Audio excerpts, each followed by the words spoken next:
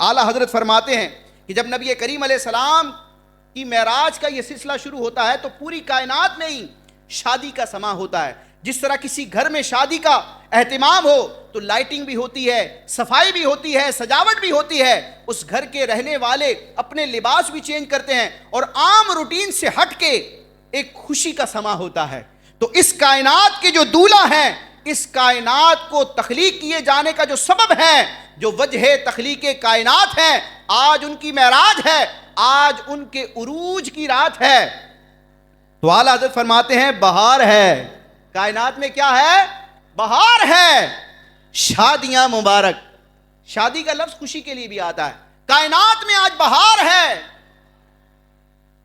شادیاں مبارک ہو, خوشی مبارک ہو, چمن کو آبادیاں مبارک. اس کائنات کا جو باغ ہے چمن ہے, اور اس میں جو بسنے والی خلق خدا ہے, سب کو مبارک ہو.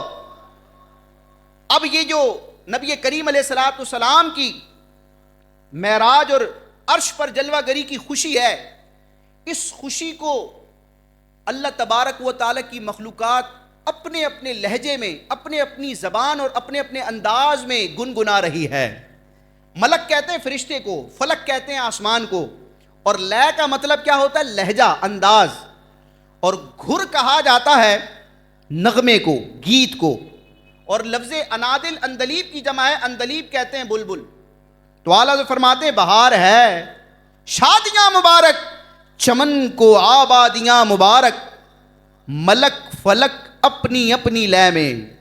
ملک فرشتے ہوں یا فلک آسمان ہو, اپنے اپنے انداز میں, اپنے اپنے لب و لہجے میں کیا کر رہے تھے معراج کی رات؟ یہ گھر انا دل کا بولتے تھے, یہ بلبلوں کی طرح نغمہ سرائی کر رہے تھے. اور وہ نغمہ سرائی کیا تھی جو پہلے مصرے میں بیان ہوا کہ بہار ہے, شادیاں مبارک, چمن کو آبادیاں مبارک. یہ کون کہہ رہا تھا؟ ملک فلک اپنی اپنی لے میں, فرشتے اور آسمان اپنے اپنے لہجے اور زبان اور انداز میں گھر انا دل کا بولتے تھے. خوشگلو بلبلوں کی نغمہ سرائی کی طرح گیت گا رہے تھے, گنگنا رہے تھے.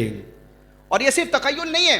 بخاری شریف میں, جہاں صحیح بخاری شریف میں حدیث معراج بیان کی گئی, معراج کا نبی کریم علیہ السلام نے سفر بیان فرمایا, تو وہاں پر حدیث پاک کے کلمات ہیں فَيَسْتَبْشِرُ بِهِ أَهْلُ السَّمَاءِ. جب نبی کریم علیہ السلام معراج کی رات آسمانوں پر پہنچتے ہیں تو جو اہل آسمان تھے, جو فرشتے تھے, نورانی مخلوق تھی, وہ خوشخبری سن رہے تھے.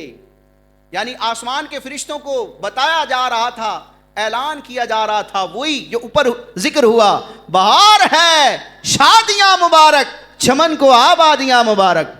تو بخاری شریف میں نبی کریم علیہ السلام نے جو ارشادات بیان فرمائے حدیث معراج میں, اس میں یہ کلمات ہیں کہ آسمان والے نبی کریم علیہ السلام کی آمد کی خوشخبری سنتے تھے.